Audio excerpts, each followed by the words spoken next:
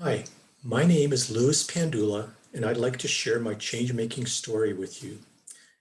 Before retiring from the wireless audio field 5 years ago, I prayed for months for God to help me clarify my priorities and to guide the goals I should pursue. One of my highest priorities at the time, and one of the reasons I decided to retire early, was to be able to better care for Andres, our foster son, who suffered from cystic fibrosis.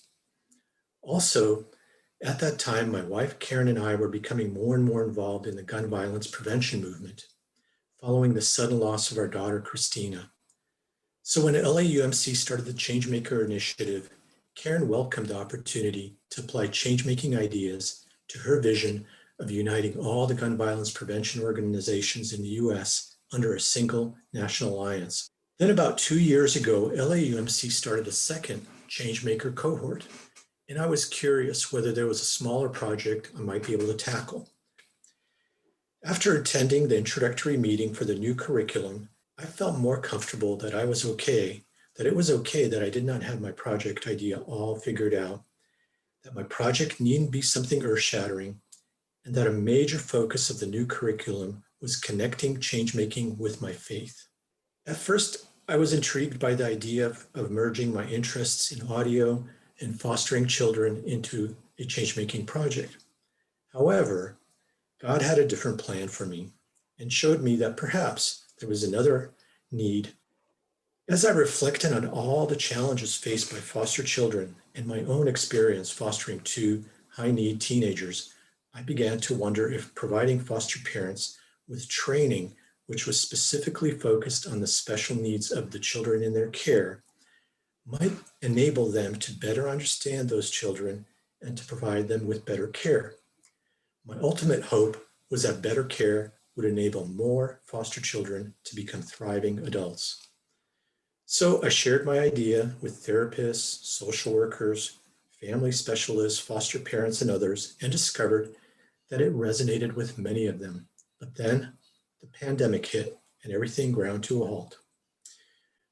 So I joined the Quality Parenting Steering Committee and the Resource Parent Advisory Group at the Santa Clara County Department of Family and Child Services, DFCS, and started attending their regular Zoom meetings to see if my idea might somehow fit into what they were already doing.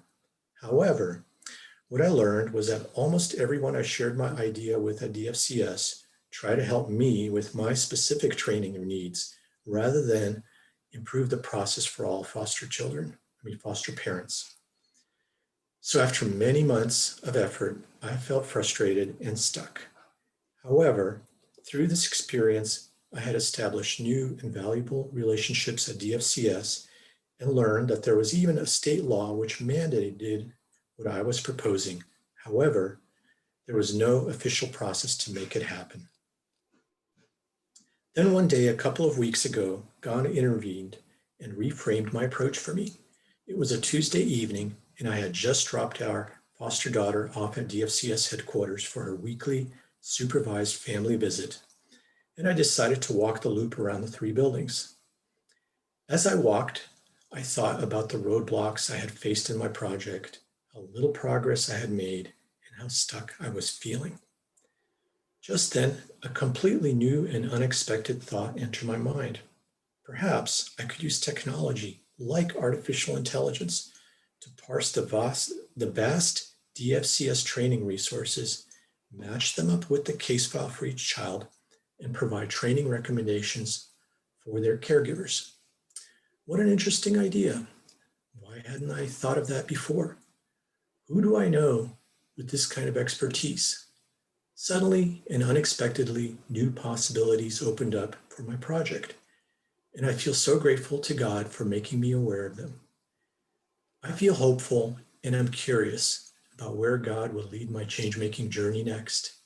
And thank you for this opportunity to share my experience with you.